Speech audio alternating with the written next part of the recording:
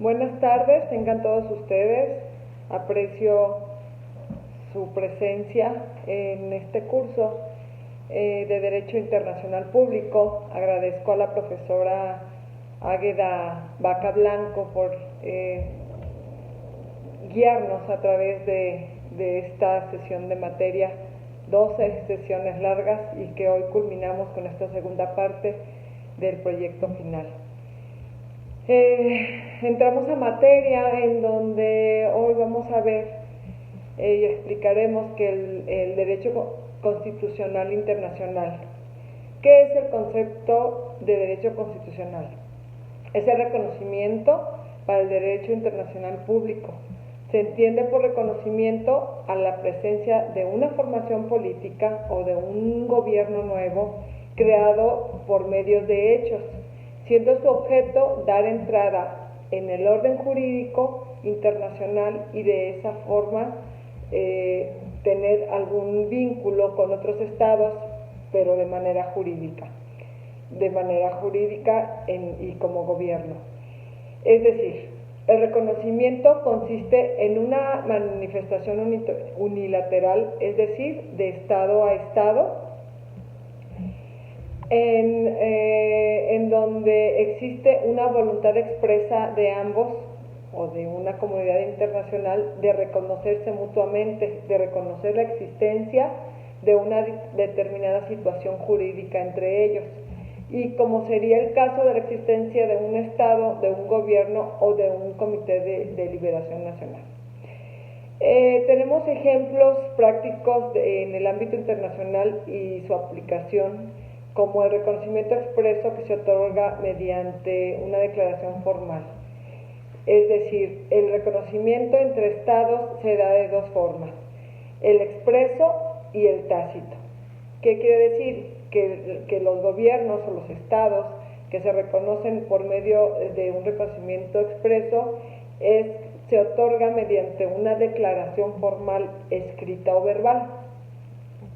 Y en el contrario, en el reconocimiento tácito entre estados, se lleva a cabo mediante actos que lleven implícita voluntad de un estado de reconocer determinadas situaciones, como por ejemplo el establecimiento del recibimiento del jefe de estado, cuando nuestro presidente va a otra institución, a otro estado, y el jefe de estado o el presidente de la República o el presidente, por ejemplo, de los Estados Unidos lo recibe. Este es un reconocimiento que se da entre los países.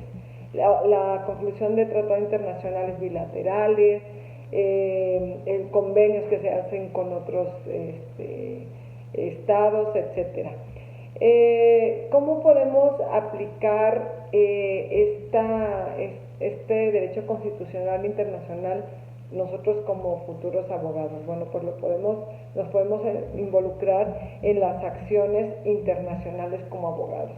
Hay muchas ramas del derecho público internacional en donde los abogados tenemos cabida y podemos, por ejemplo, estar presentes en alguna defensa, por ejemplo en materia penal, y aplicar los tratados internacionales que están reconocidos precisamente de forma internacional, en los que, por ejemplo, México está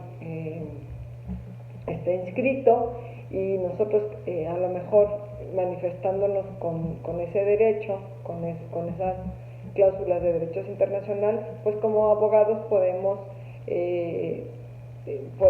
ayudarnos con esos convenios o tratados que se hacen de estado a estado con el reconocimiento debido. Y bueno, ¿qué posibles dificultades se puede tener el no tener conocimiento del derecho constitucional internacional como abogados? Pues el desconocimiento de tratados y convenios internacionales, pues como futuros profesionales, nos implica un candado para poder conocer los beneficios que se tienen a la hora de realizar la aplicación de alguna ley. ¿Qué propuesta se puede dar a la solución para esta dificultad? Bueno, pues no hay otra más que como futuros abogados estar presentes en los cambios de convenios y de tratados internacionales a los que México está suscrito. Otro de los temas en los que vamos a hablar es los órganos del Estado en las relaciones internacionales. ¿Qué son los órganos del Estado? Los Estados son miembros de la comunidad internacional, no viven en aislamiento, por tanto, han de relacionarse entre sí, pero requieren de personas físicas que los representen. Los países por sí solos no se pueden representar, necesitan personas físicas que los puedan vincular de alguna manera.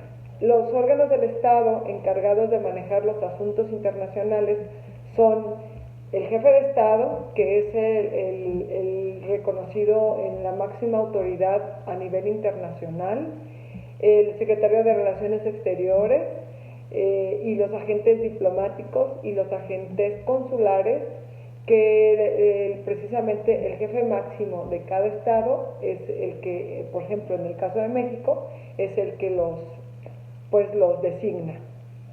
La Constitución Política de los Estados Unidos Mexicanos es la que regula la función del máximo representante del Estado, en este caso el presidente de la República, ante las actividades internas y externas de la política exterior de relaciones internacionales, y esto en su artículo 89 de la Constitución Política de los Estados Unidos Mexicanos.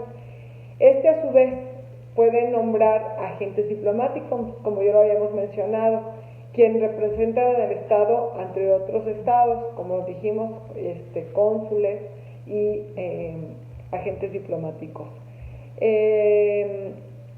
Se encarga de realizar una serie de tareas también administrativas por parte de un estado, el territorio del estado receptor. A su vez, la Secretaría de Relaciones Exteriores, que es otro de los órganos que representa al Estado, da atención a los mexicanos en el extranjero, y el secretario de Relaciones Exteriores realiza la tramitación y gestión de los asuntos internacionales. La Secretaría de Relaciones Exteriores, como ya habíamos dicho, tiene dos formas de relacionarse con otros estados.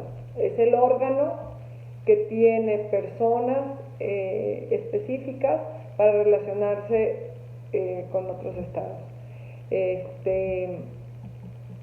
En el caso de los cónsules, se le denomina cónsul a aquel funcionario que se encarga de realizar una serie de tareas administrativas por parte de un estado en el territorio del estado receptor.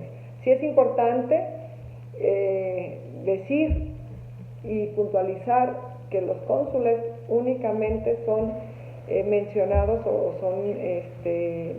tienen directriz por parte del presidente de la República Mexicana.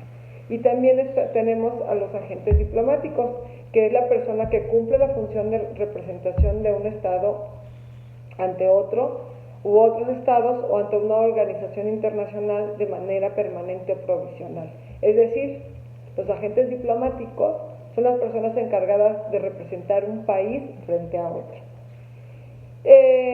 Pues, ¿cómo lo podemos aplicar en la vida profesional estos órganos? Bueno, pues toda la actividad comercial que se realiza en el exterior, parte de ellas son las aduanas, el comercio exterior.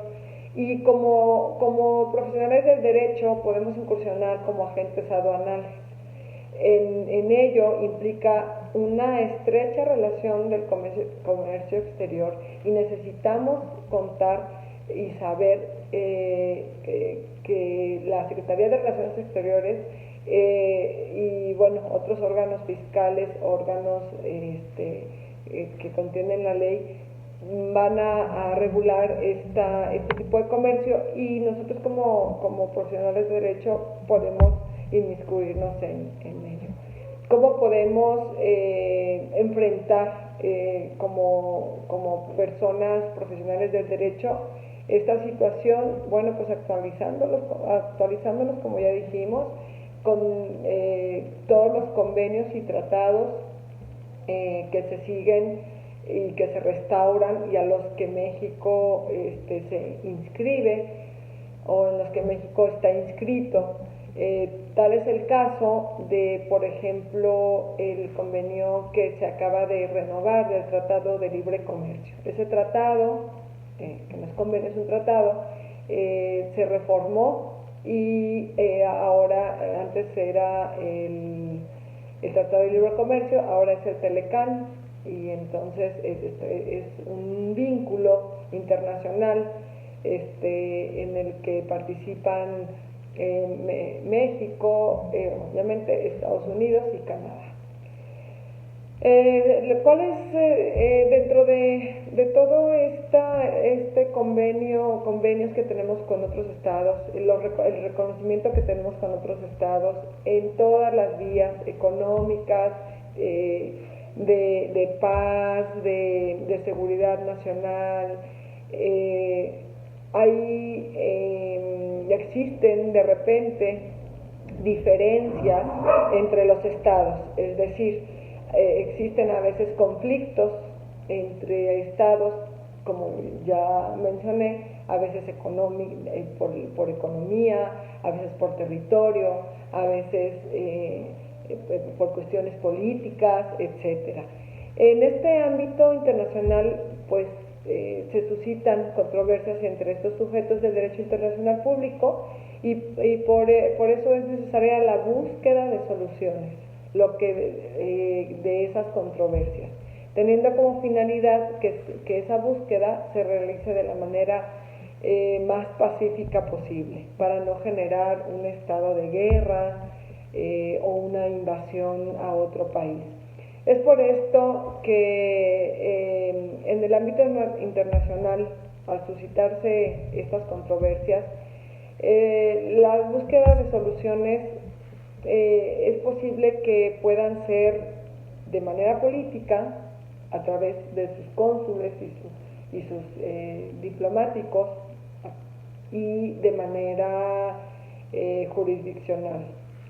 Es decir, las soluciones políticas o no jurisdiccionales de solución de controversias se basan en la aceptación por las partes del resultado del arreglo de la controversia, ya se trate de una solución convenida directamente por ella en el curso de la negociación o determinada por un tercero. Tanto las partes como el tercero no establecen una solución basada exclusivamente en el derecho, sino en el conjunto de circunstancias jurídicas y de hecho presentes en la controversia. Y las soluciones también en el ámbito jurídico constituye cualquier cuestión de derechos internacionales, hechos que constituyan la violación de un derecho internacional, la competencia de respecto a las soluciones jurídicas, etc. Y las soluciones políticas o medios no jurisdiccionales, es decir, en donde no se aplica alguna ley. En estas soluciones políticas son aquellas cuya solución requiere una modificación del derecho en vigor. Si las partes no cumplieran obligaciones en vigor y tratasen de modificar el derecho, se trata de una controversia política, ya que un tribunal no puede legislar sino aplicar el derecho vigente. Como ejemplo, tenemos las negociaciones, los buenos oficios, la mediación, la conciliación, y es donde entran organismos internacionales como la ONU, que es la Organización de las Naciones Unidas, y que es uno entre ellas con el Tribunal Internacional, la Corte Internacional, que regulan ese tipo de conflictos, tanto de manera política como jurisdiccional. Bueno, pues hasta aquí concluimos. Doy las gracias a nuestra profesora nuevamente por guiarnos en este camino. Agradezco su atención. Mi nombre es Erika Terrazas Castelán y espero haya sido enriquecedor esta plática que tuve con ustedes.